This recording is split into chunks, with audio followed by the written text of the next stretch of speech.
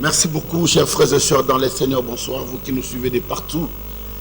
À Brazzaville, dans la République démocratique du Congo, à Kinshasa, nous sommes très heureux à ce jour vous présenter cette grande émission CPC en marche vers les stades de martyrs 2023. Dans cette émission, nous parlons de la part du Seigneur pour exhorter les enfants, de vous dire d'abord que Jésus-Christ ne change pas, il est le même hier, aujourd'hui et éternellement. Frères et sœurs dans les Seigneurs, avant que nous commencions notre émission, je voudrais prendre quelques secondes avec vous dans la prière afin de laisser cette émission entre les mains du Seigneur, que notre Dieu nous oriente, que notre Dieu nous dirige dans cette petite exhortation que nous allons faire et quelques témoignages que nous allons faire pour démontrer exactement que Jésus-Christ est le même hier, aujourd'hui et éternellement. Seigneur, notre Dieu, notre Père, nous te rendons gloire, nous te bénissons et nous te confions ce laps de temps pour que tu sois avec nous, que les paroles soient tiennes, que la bouche soit nôtre. Manifeste ta grâce afin d'apporter ta main puissante dans la maison de tous ceux qui nous suivent maintenant, pour que les malades, tous ceux qui ont des problèmes, trouvent des solutions, les malades soient guéris, les démoniaques délivrés, car il est écrit, ta main n'est pas courte pour sauver, ni ton oreille n'est pas dure pour entendre. Manifeste ton nom maintenant, au nom de Jésus. Amen. Frères et sœurs dans le Seigneur, c'est votre humble serviteur, l'évangéliste Kizani Nakilvila, Jean-Oscar, qui est là ce soir pour vous parler de CPC. Avant que nous puissions entrer dans le vif du sujet, notre exhortation se trouve dans le livre des Actes des Apôtres au chapitre 3, du premier verset au 10e verset. Dans ce chapitre, on nous raconte l'histoire d'un homme qui était paralytique pendant des années. Et la Bible dit qu'il était paralytique de naissance pendant beaucoup d'années, que cet homme ne marchait pas. Et comme il ne marchait pas, et puis ses frères le prenaient, et le mettaient devant le temple qu'on appelait la Belle, pour mendier, pour demander à ceux qui entraient de lui donner l'aumône, afin de s'en sortir, afin de suffire à sa peine, afin de trouver quelque chose à manger. Et tous les soirs, tout le matin, on l'amenait au niveau du temple. Mais la Bible dit, tout le jour ne se rassemble pas. Je dis à quelqu'un qui me suit aujourd'hui, tout le jour ne se rassemble pas. Tu peux me dire, comme on a toujours dit, pasteur, na sambela mingi pona likamunanga oyo, na lukanzambe mingi pona problème nanga oyo, na kota mabondeli, na kota ba jeune, na kota basala nzambe belé, basambela pona ngai, na zo solution na kat na problème nanga te. C'est vrai, vous en avez raison que vous sambela mingi, mais mikolo nyoso ekokisa makate. Moto oyo baza comme même mikolo nyoso nda masala liboso ya temple pona kosenga mbongo na bato bazaki kokota. Mais mokolo wana ezaki mokolo mususu. Et pour dire à quelqu'un, mokolo alelu eza mokolo mususu pona vie na yo. Pe ndenge toli ko bolobi pe to kena ba campagne belé, to mona basala nzambe belé loko sala mate, mais campagne na campagne ezana tango nango, ezana makambo nango oyo nzamba salaka na kata ba campagne ndenge amisani kosana kata ba campagne oyo tozalaka na yango. Et bien lobi mokolo wana tata oyo bayo kotika parce qu'il avait plus de 40 ans, bayo kotika liboso temple pono rozela bandiko oyo bazaki kokota na ndako nzambe ba pesa ye moi lisungi pour servir ye kolia. Le mokolo wana Bible lobi Pierre na Jean bazo kende pe na ndako nzambe pona kende kosambela ko lezaka mo meso na bango. Tanga ba komi liboso porte ba kutana ndeko mokakatani azaki kotambola te banda botama atambola te. Peut-être na kat na vie na yo botama na famille oyo bana bo botama bo sekate bana bo botama bo sepelate bana bo botama libala na famille na bino ezalaka te bana bo botama na kata famille muto abimisa muto azalite bana bo botama na kata famille liwa eyelaka bino mikolo nyonso chaque mbula matanga ezalaka pe ebele kat na biso omona que na kat na famille na bango jamais bamona attroupement ya fête. So bato batondi na kati na lopango na bango loba basana matanga basali na kolela. Mais rare omona ke bato basana na kati ya famille basana fête ya libala, fête mwana silsi classe, fête loko songolo ya malamu oyo esali na kati na libota. Mais na liko ebiso ke nzambe oto teyaka yesu oto ndimela azana makoki ya changer histoire ya vie na bino, azana makoki ya changer histoire ya famille na bino, ndenge changer histoire ya ndeko yo mikolo nyonso na kena ndako ya nzambe batika ye libanda akotaka na kati te ye batika ye libanda ayoka kama kele na kati bato baganga kuna mais ya yebaka te bato baganga mpona nini. Peut-être ndenge moko na yo oyokaka bato koloba mais ovivaka te réellement makambo nini esalamaka kati na bato.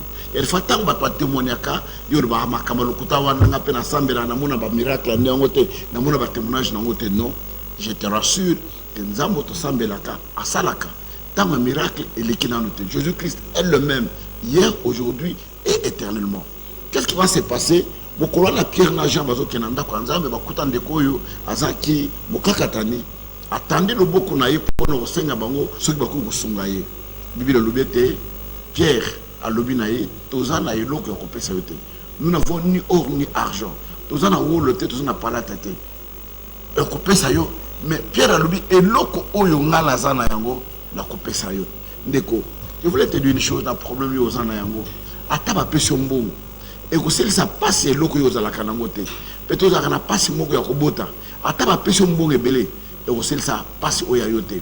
On a la première ya libala ataba pêcher le songolo et aussi ça passe au yoza nangote parce que moko na quatre va passe au kanango et ça na moko ezalaka soki ba 6000 place wana au gangi le kola mutoza na bibo so ba touche ka place wana bala moko yo gangi et passe wana et loko wana nde yango na nzama za makoki na poko lelo ya ko yana secours na yo ya ko pêcher le secours sekisa yo ya ko changer histoire ya vie na yo et bien lobby dans la commis Pierre le je n'ai ni or ni argent donc pesa yo et on a ça na ngona ko pesa yo bien le bi attendu le beaucoup na ya simbi le bi na kombo na Yesu Christ à Nazareth telema petambola bien le bi na mbala moko moto telema ka balaki ko tambola ndekuna ni ko rassurer yo que Yesu ko changer histoire ya vie na yo yo moto sekate so na makoyo ko sekisa yo yo moto sepelate so na makoyo ya ko sepelisa yo na epite problème ni lozanango et loko ni ne tungisi vie na yo et loko ni ne sali passe na kat na vie na yo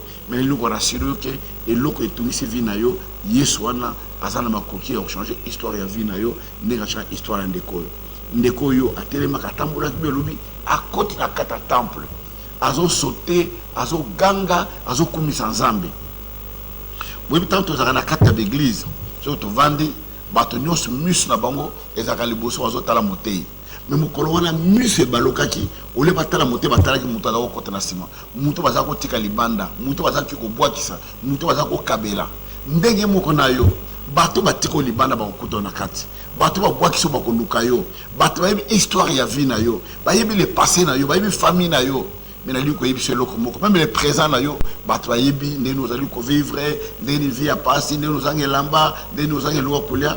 Mais il y a une chose que les gens ne connaissent pas, lobby na yo, lobby ya mutu, nzambe muta yebi yango. Yango na lobaka na vie, oseka mutu te pour azangi, oseka mutu te pour azali malade, oseka mutu te pour azana problème. Oyo nyosto vivaka elekala mukili. Mutu moko te na sena moya kolobake alekala nzela wana te. Biso nyoso to lekala nzela passe. Bato lelo tozo kumisa, bato tozo betela maboko lelo. Soka yebiso histoire na ye. Nzela oya leka. Makamu ya kutana nango, peut-être okutana makamu wana te pour te dire que ne perds pas l'espoir. Et bien lobi que tant que na côté na kat na temple, azo ganga, azo sauter, batu no so balko banu otale bakamu oh. Muto to tika kalibanda, muto atambola kate, à côté ndenge nini. Bien lobi, alobi muto ba bengi Yesu. Na kombo ya muto Yesu nde na biki.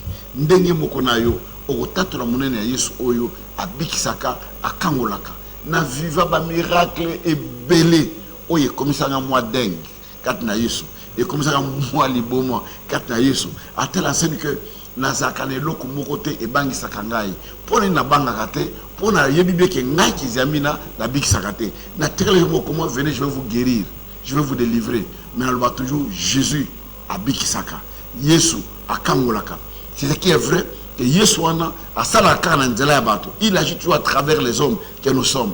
Et nous sommes que des simples instruments, des simples serviteurs où il a utilisé pour te gloire na ye et moun samana kat na bato.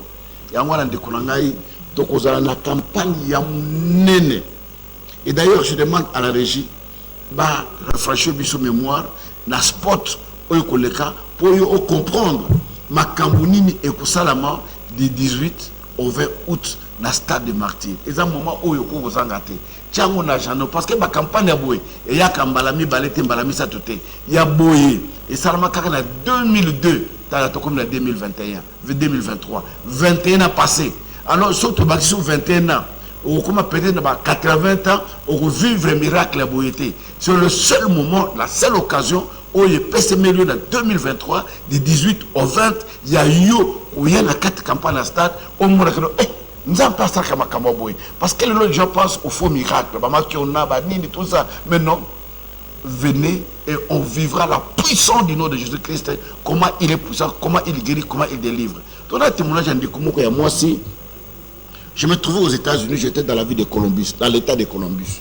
Le temps naza la carte état wana ndeko ya moi c'est akomelinga lui papa naza mwana na yo naza ki intercession ba bokelanga mbasu le colonel se epola na tambola kate soko ko bondela pona ngai naza ka musika ti le lopen de kwa na monena na misote to kuta na yete alors na bondel pona yo lui zo l'onction na ressemble pona ngo wende le colonel yo azu l'onction wana na bondel pona ngo wende le colonel na tongo alamuki bandeko mbeto nyose tondi na mai lokolo ezaki ya kuvimba mai ebimi mbeto epoli na mai lokolo nyose ekauki ndeko azaki kotambola te abandi kotambola ezaki eloko ya somo ya kokama me tala musika nga nazaki na Columbus na États-Unis na bondeli mpo na moto nzambe na Kinshasa awa ndeko wana biki ndeko tona na sport après tokolanda témoignage ndeko ya bandeko wana nsima nango tofon la téléphone pendant 10 minutes seulement oyo na kobondela mpona bato oyo bakozala baproblème na bango suivons le sport maintenant.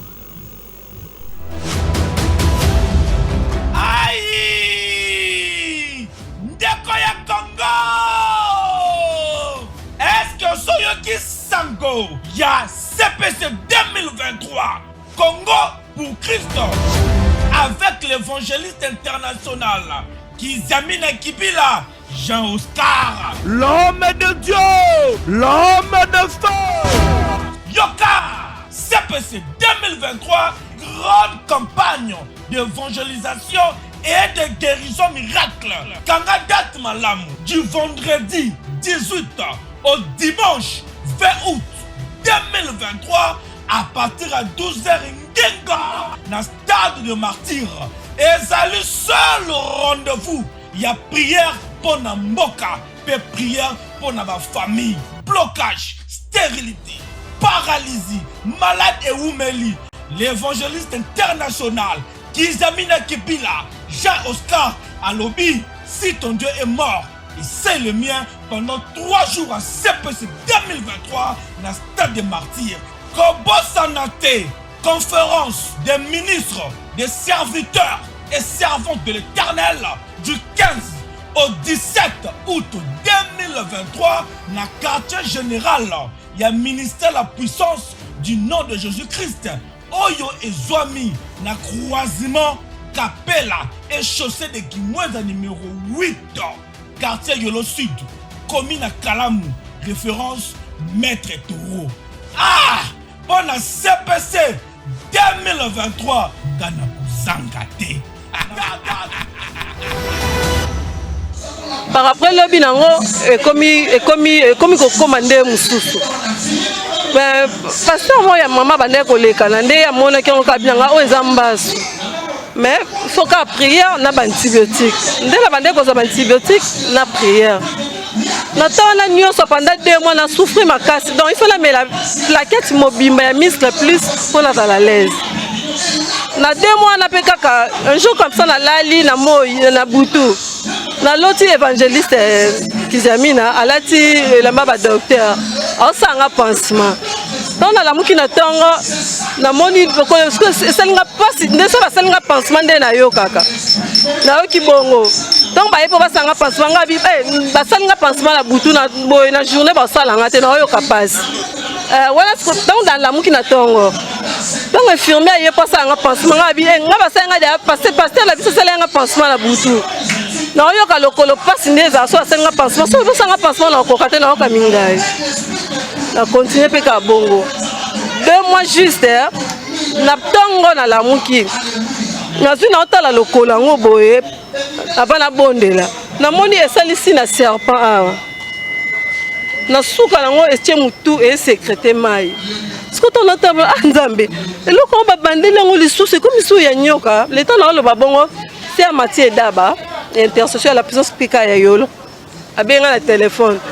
Allo fifi nazaki ana dei baby singa obela ngabe na ise ya matina bela makasi 2 mois yango ozana tindelo photo na tindele 2 photos maman ta fifi bongo otindele évangéliste obengi évangéliste te nese numéro on a nango évangéliste eleka te azwi atindeli numéro évangéliste tant atindeli numéro évangéliste nazwi yede asi ya matière bisinga bi somba déjà huile d'olive po papa aluka bondela natindi basombeli nga huile d'olive nazwi natindeli papa 2 photos natindeli na voice natindeli évangéliste Kizami Ekibila on est États-Unis ale papa abondeli aisinga na simba huile d'olive abondeli prière mukuse après le binanga zo huile d'olive wana sopa ngona pota nazwi na sopi yango na pota tokomi na butu na bandi obondela nazwi na ba prière papa sele ngai na tiongo na likolo na bondeli na bandi baka Yesu na kotisi yo na kata pota na ngai ale na bandi okumisa Nzambe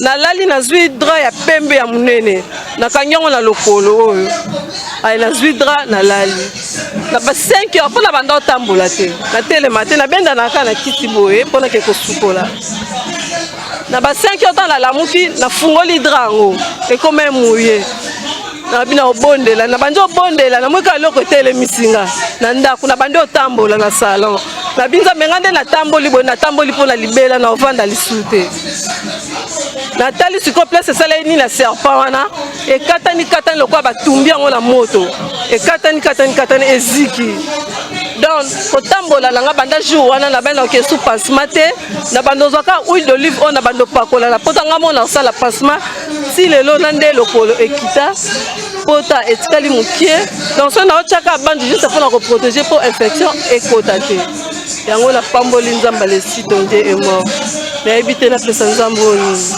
donc nazaki des espoirs te ke na otambola pona koma ida na suka mais Nzamba sali bato batiaka tembe na Nzambe pe na basala Nzambe eke Nzamba asala na musika te eke Nzamba asala te oyebisi bango nini ngana yebisi bango soki place bango bazalaka basambela Nzamba asala te baye papa na Kizami le Dieu de site on Dieu est mort asala Nzamba tiko tak donc ezuba jour te pona bika abondoli na tango na buki na butu donc na ebite na pesa Nzamba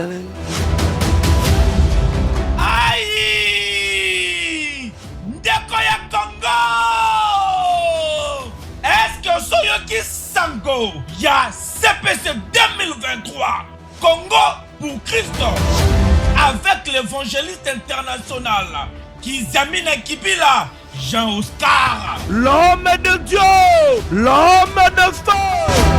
Yoka, CPC 2023, grande campagne d'évangélisation et de guérison miracle.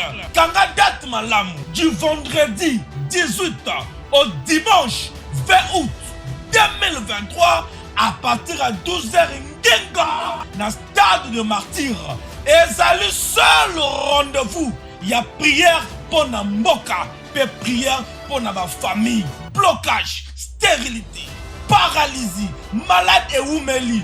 L'évangéliste international Kizami Ekibila, Jean-Oscar Alobi, si ton Dieu est mort, et c'est le mien pendant 3 jours à CPC 2023 dans le stade des martyrs. Kobo Sanate, conférence des ministres, des serviteurs et servantes de l'Éternel du 15 au 17 août 2023 dans le quartier général. Il y a ministère la puissance du nom de Jésus-Christ. Oyo et Zoami, na croisement Capella et chaussée de Kimweza numéro 8. Quartier Yolo Sud, commune à Kalamu, référence Maître Toro. Ah! Bon à CPC 2023, Ghana Zangate. Merci, chers frères et sœurs dans le Seigneur. Vous landa témoignage andeko oyo azaki na mbas lokolo moni ndenge ezaki vraiment ya kobeba mais Yesu na biso na musika to bondelaki abikisaki ye en plus forte raison tant que tokutana na moment wana kata campagne na stade de martyr et ozalaki makinkaka tozali komi bongisa malamu pona ko bondela pona muto na problème et pour nazaka na tamu muke to fongoli téléphone na biso yo muto na sujet de prière yo muto na mutuna yo muto na quelque chose autre ko sala tozali ko fongola téléphone na biso pona oyamba bino o boza ba problème to ko bondela pona bino. Voilà pourquoi nazali ko sala ndeko no nazali ko na ngai zala nelika ke nzambo wa to sambelaka a bon ate Nous allons recevoir les appels tout de suite là. Ndekoyo accueilli. Alors, ceux qui ont un problème, ont un sujet moko, pendant quelques minutes, donc au bon de la partie, ceux qui ont un plateau, dans le cas na radio, il y a RTP, Radio Télé Puissance. À vous. Merci. Allô? Allô? Oui, bonjour.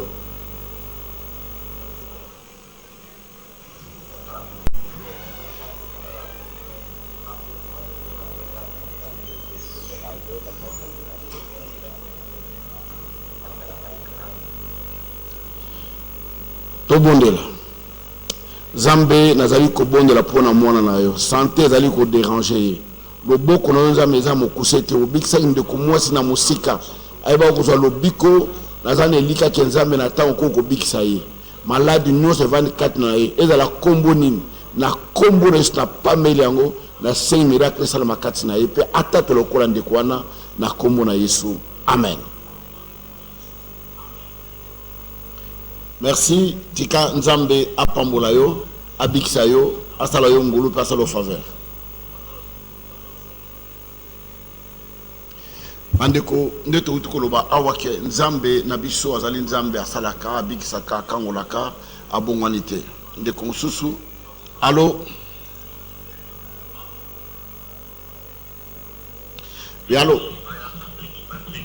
Oui, papa.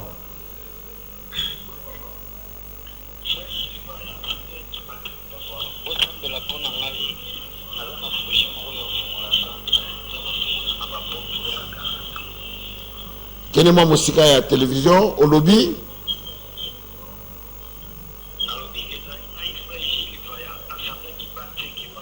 Oui.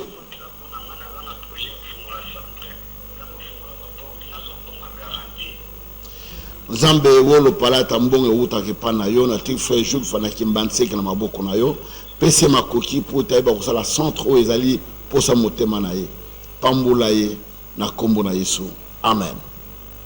Que Dieu te bénisse, frère Jules Va, que Dieu te fasse grâce qu'il te donne ce que ton cœur désire pour accomplir la volonté de ce que tu veux accomplir avec lui. Oui, allô? Allô?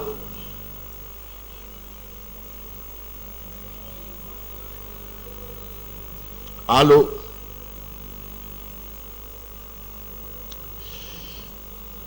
Oui, ndeko aza ouvert mais ezobimate toleki na ndeko mosusu nde tokoloba ke ndeko toza na stade de martyr du 18 au 20 août la grande campagne d'évaluation CPC Congo pour Christ esika wapi tokomonisa loboko na Nzambe na ndenge kokamwa ezala na elika ke Yesu oyo azali kobikisa Yesu azali kokangola abongwani te aza bobele lolenge moko lelo lobi pe libela na libela.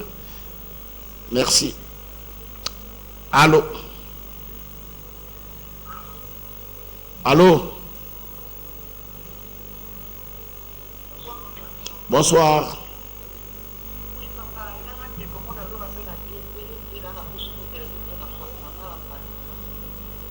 Merci. Nzambe na bonde pour na foyer de konangai. Oyebi a posa pe ba problème, ba situation o bazali ko traverser na kat na foyer, yo ozali Nzambe na kimia, Nzambe pambolaka, sala bango ngolo kat na foyer na kombo na Yesu. Amen. Kolo apambola bino. Merci. Pandeko, je pense que totikali na 2 appels pour Tokomanasuka, il y a exhortation à biso ya pokwa lelo que koyeba que tozali na campagne monnaie na stade de martyr du 18 août au 20 août. Et si kapi toko bonde la pona babeli. À partir des premiers intercesseurs, nous avons 4000 intercesseurs ba oyo to recensé. Ndeko mususu. Oui, allô.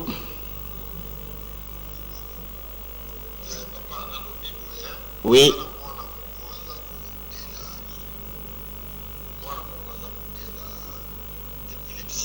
Oui.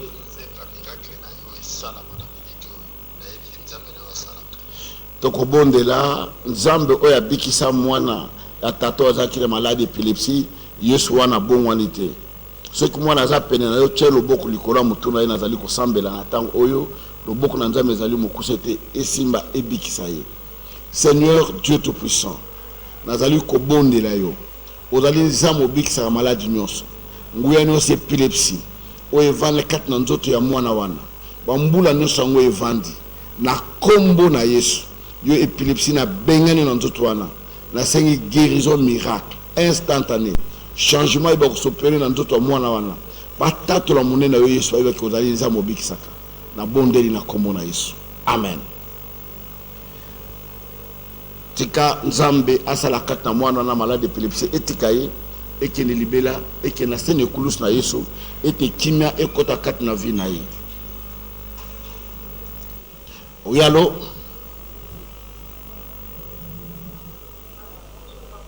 Bonsoir.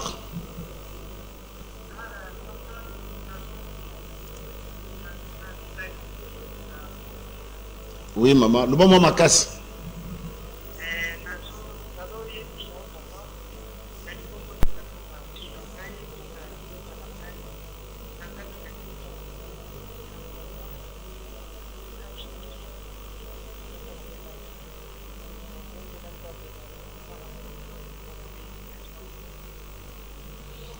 Tobondela.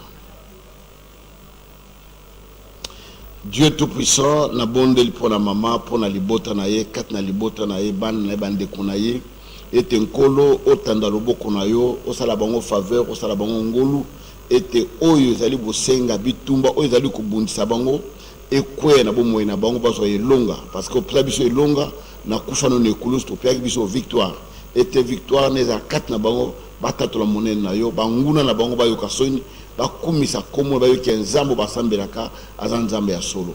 Na bondeli na kombo na Yesu. Amen. Que Dieu vous visite. Nous tendons vers la fin, lentement vers la fin, pour vous dire que Jésus-Christ est le même hier, aujourd'hui et éternellement.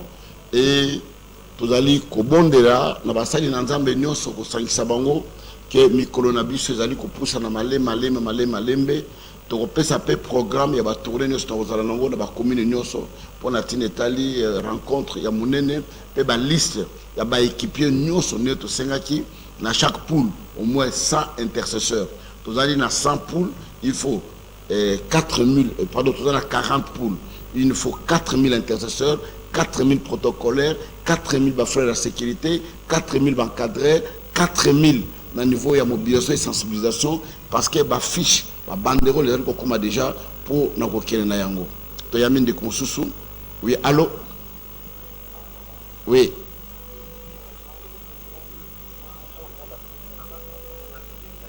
Le moment m'a cassé. Oui. Et le connaît les autres qui yo.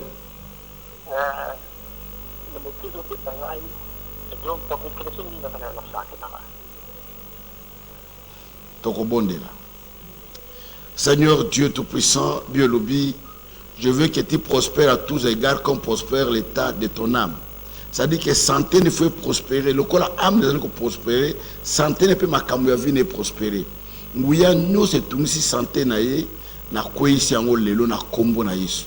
Et longa ya Yesu et pesa melaye santé ne la rétabli azama kasi pour nous kumza pour ko sala nzambe bo moyi na ye na kombo na Yesu.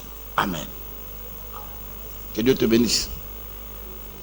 Je disais que tout à l'heure on a tourné na quatre navi na quatre districts pour nous récupérer ba liste ya ba équiper nyonso autres na bango pour ça to yamine de mususu. Oui, allô? Bonsoir.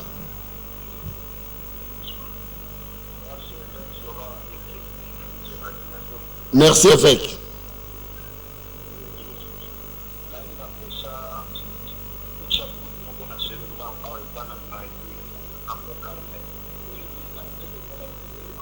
Merci.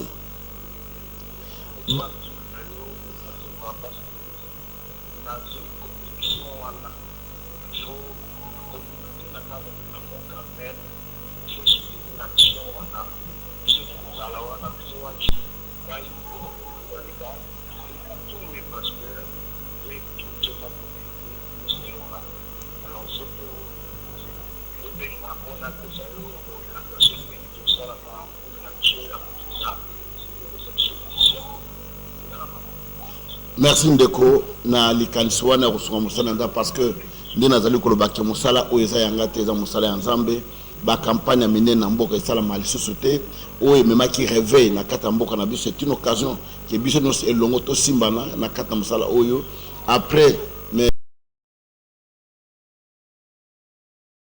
parce que si on a outil na télé nazo kene na radio alors obenga ba 22h30 de façon que tous atango ya kusolola ko planifier ni ne singile to sala Nzambe alola apambola na likanisi ozo ndeko na ngai. Merci avec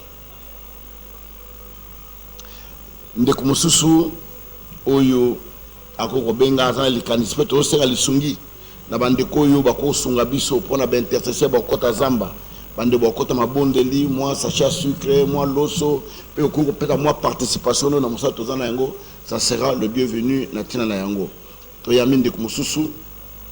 Oui allô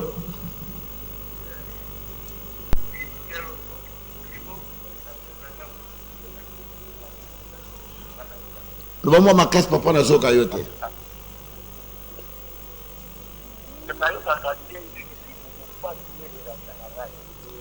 simba libumu lokolo yoka pasa libumu simba libumu na bonde la pona yango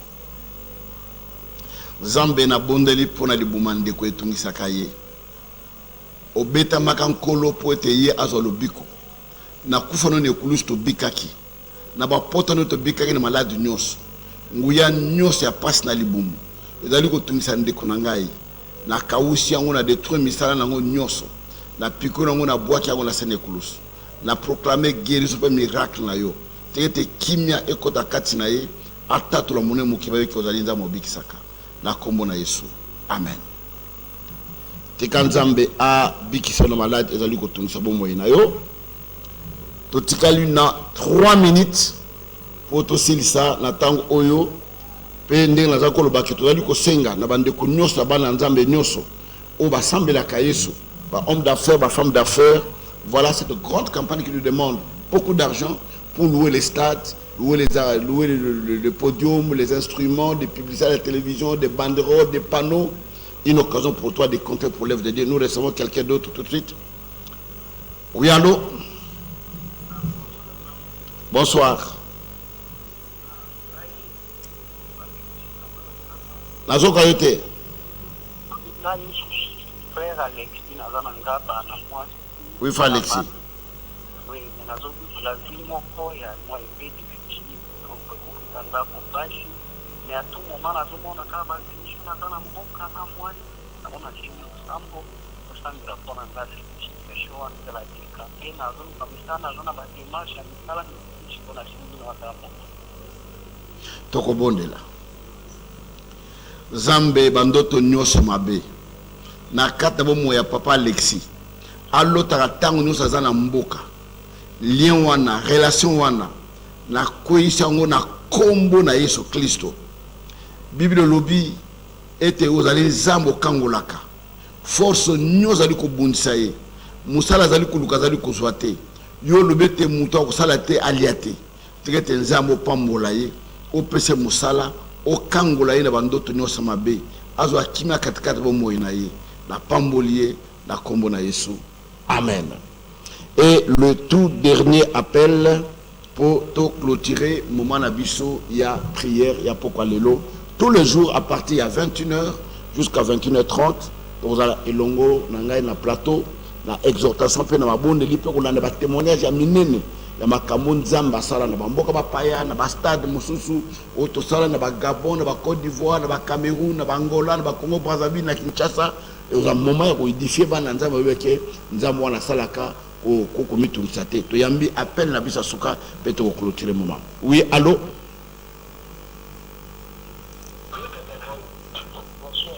Bonsoir mon frère.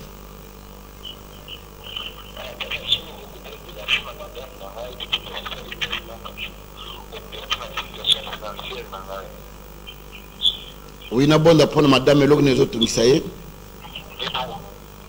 Pardon? Ok. Ok, tout bon là. Merci Seigneur. Zambe na bondeli pona ndeko na ngai. Asengi secours kuute pana o Yesu. Pona mwasi na ye, libumu pe mutu ezali kotungisa ye.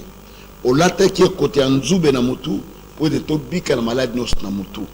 Batobola ki mopanzi, po te pasi nyonso libumu ebika. Na sengi lobiko na kata nzoto ndeko mwasi na ngai, mwasi ndeko na ngai. Pe na bondeli nzambe, ete obéir ndeko na ngai sur l'état financier, o ezali kotungisa moyi na ye. Pambola ye, pe mimonisa na kombo na Yesu. Amen. Wow. Dernier. Oui, allô? Oui. Oui. Bonsoir.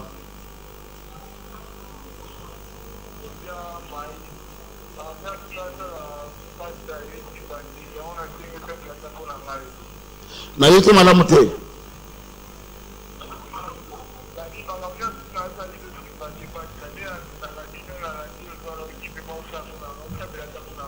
Merci ndeko bibe lobi nyos to kosema na maboko na biso nzamba ko pambola e ko kene liboso na ko bondela pona yo nzamba fungola yo nzamba sala yo ngulu ba bazwaka ba basimbaka ba resisa baza bato lokola yo baza na mitumi balete me nzambe oyo to teyaka Yesu otondimela asala yo ngulu nzambe tikete otana loboko na bombo ya ndeko na ngai o fungola ye ba vie na ye ba projet na ye makambo na ye esimba ekeli liboso ba obstacle nyonso ekweya na sene kulusu na kombo na Yesu Christ Masia na pambolier etamo na changement atatolo monene na yo na kombo na Yesu. Amen. Merci chers frères et sœurs dans les Seigneurs, nous sommes à la fin de notre émission. On se revoit demain à partir de 21h.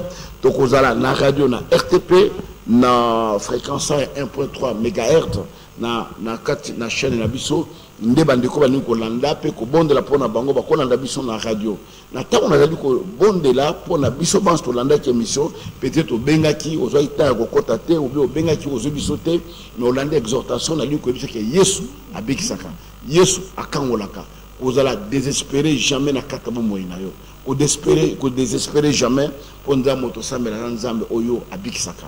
Et nous avons dit que nous avons une campagne dans le stade de martyr.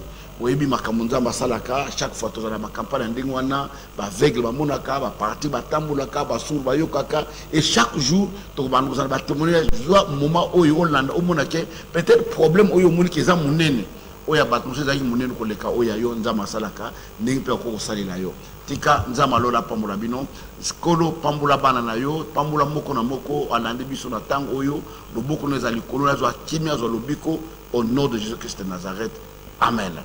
Donc clôturer la spot na biso tika nzambe apambula moko na moko esika azali ba obanso balande biso na tang oyo to kutani lobi na 21h et na ngonga oyo na ngonga moke bokola na ngai na RTP radio télé puissance na 101.3 MHz.